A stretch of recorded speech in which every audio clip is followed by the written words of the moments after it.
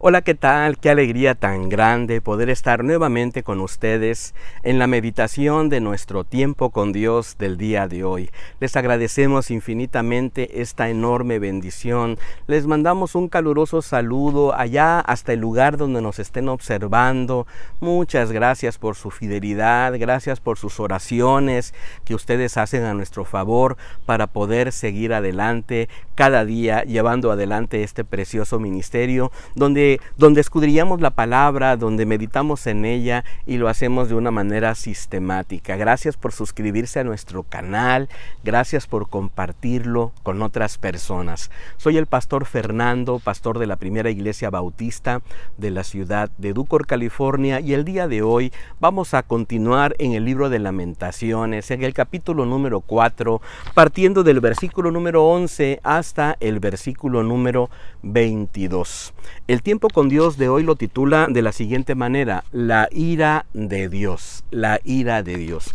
Y sabe, cuando escuchamos hablar acerca de la ira de Dios, muchas veces nosotros no logramos comprender lo que verdaderamente es el enojo de Dios.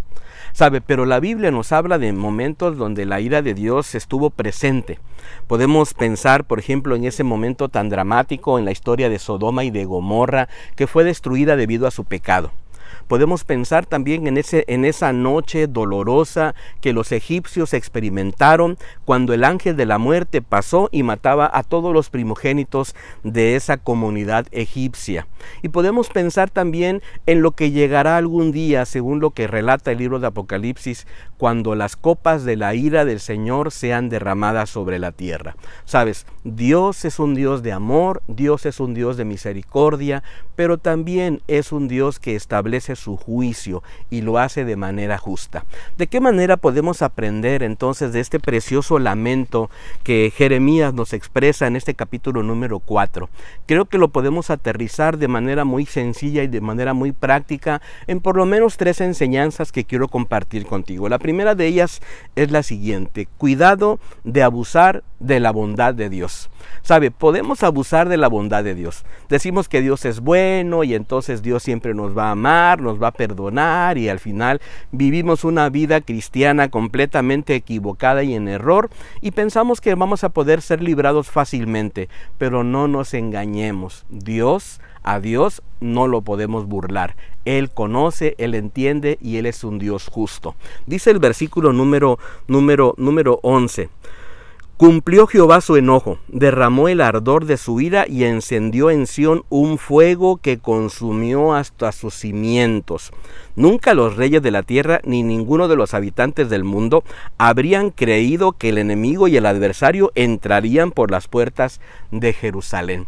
Sabes, cuando yo te digo que no abusemos de la bondad de Dios, es porque muchas veces nosotros nos confiamos de más. Pensamos que tendremos el tiempo para arrepentirnos y para volver otra vez a la vida cristiana, y podemos entonces tener una licencia para pecar. Sabes, abusar de la bondad de Dios, abusar de la gracia de Dios, sencillamente esto es libertinaje. ¿Qué tenemos que hacer? Vamos a cuidar nuestra vida, vamos a cuidar cada una de las cosas que hagamos, porque no podemos negar que cosas puedan suceder en nuestra vida. Aquí los reyes de la tierra, la gente nunca jamás pensó que Jerusalén pudiera haber sido destruida, que la ciudad de alguna manera pudiera ser derribada hasta los cimientos. Nunca nadie pensó que eso llegase a suceder, y sucedió. Así que, ¿qué tenemos que hacer? Vamos a mantenernos alertas. ¿Por qué? Porque yo leo en mi Biblia en Primera de Pedro, capítulo número 5, versículo número 8, que me dice lo siguiente: sed sobrios y velad, porque vuestro adversario, el diablo, como león rugiente anda buscando alrededor a quien devorar. Tenemos un adversario, se llama Satanás, y está como un león rugiente viendo a quien pueda devorar. Aquel que se descuida, aquel que no continúa adelante siendo fiel a nuestro Dios, de alguna manera baja la guardia y entonces pueden suceder cosas terribles. No cuidemos de no abusar de la bondad de Dios. La segunda enseñanza que yo miro aquí es la siguiente: cuidemos nuestro liderazgo. A partir del versículo número 13 hasta el versículo número 16 se nos habla de algunos aspectos que el liderazgo de ese tiempo estaba experimentando. Número 1, había pecado entre los profetas. Número 2, había maldad entre los sacerdotes. Número 3, había una falta de visión. Y número 4, había una pérdida de autoridad. Te voy a leer el versículo número 13. Fue por causa de los pecados de sus profetas y las maldades de sus sacerdotes, que derramaron en medio de ella la sangre de los justos. Versículo 14. Titubeaban por las calles como ciegos, contaminados con la sangre, de modo que no pudieran tocar sus vestiduras. Y aquí vemos un liderazgo que está pecando, vemos unos profetas que van en pecado, vemos unos sacerdotes que no tan solo han pecado, sino también están maquinando maldades. Y sabe qué terrible es cuando los líderes, en lugar de hacer las cosas correctas, hagan cosas incorrectas. ¿Por qué? Porque al final de cuentas arrastran al pueblo que los van siguiendo. Querido hermano y querida hermana, cada uno de nosotros ejercemos un liderazgo. Usted como esposo, usted como esposa, usted como papá, usted como mamá, de alguna manera afectamos la vida de nuestros hijos. ¿Qué tenemos que hacer? Vamos a cuidar nuestro liderazgo. Vamos a venir delante del Señor pidiéndolo que nos ayude para poder mantener esa visión, para poder mantenernos enfocados y para poder seguir adelante en cada una de las asignaturas que Dios nos ha dado, que tenemos que desarrollar en la vida. Cuidemos nuestro liderazgo. Oremos por nuestros pastores, oremos por nuestros líderes, oremos por nuestros ancianos gobernantes, oremos por nuestros diáconos. ¿Sabe para qué? Para que ellos sean encontrados bien delante de la presencia del Señor y no se desenfoquen haciendo cosas que no le agradan al Señor. Y la tercera y última cosa que quiero dejar en tu corazón es lo siguiente: pongamos nuestra confianza solo en Dios. Claro, porque podemos poner nuestra confianza en otras cosas, podemos poner nuestra confianza en el trabajo, podemos poner nuestra confianza en nuestra familia, podemos poner nuestra confianza en cosas que al final no nos van a dar la esperanza. Fíjate lo que dice Jeremías aquí en el versículo número 17.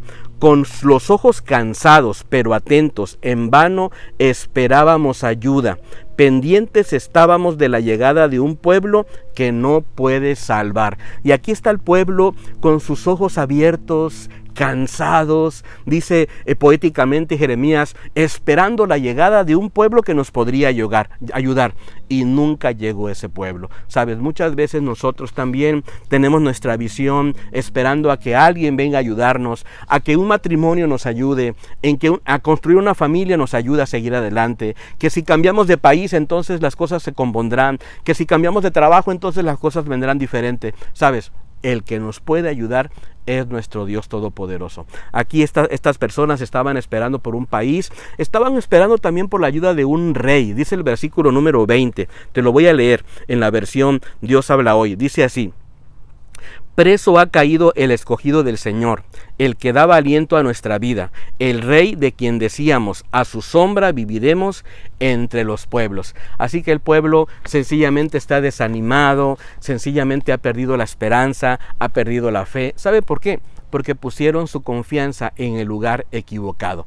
¿Qué tenemos que hacer nosotros? Bueno, vamos a seguir adelante creyéndole al Señor, entendiendo que el Señor es amoroso, que su bondad es grande, pero número uno, que no podemos abusar de su bondad, que número dos, que necesitamos cuidar nuestras vidas y cuidar nuestro liderazgo, y número tres, que podamos confiar en este Dios maravilloso, poniendo toda nuestra confianza en Él, sobre todo para que al final de cuentas Él venga y nos ayude en cada momento de nuestra vida. Espero que esta meditación haya sido de mucha bendición para tu vida y nos encantaría que nos pudiéramos encontrar el día de mañana. Les mandamos un saludo. Bendiciones.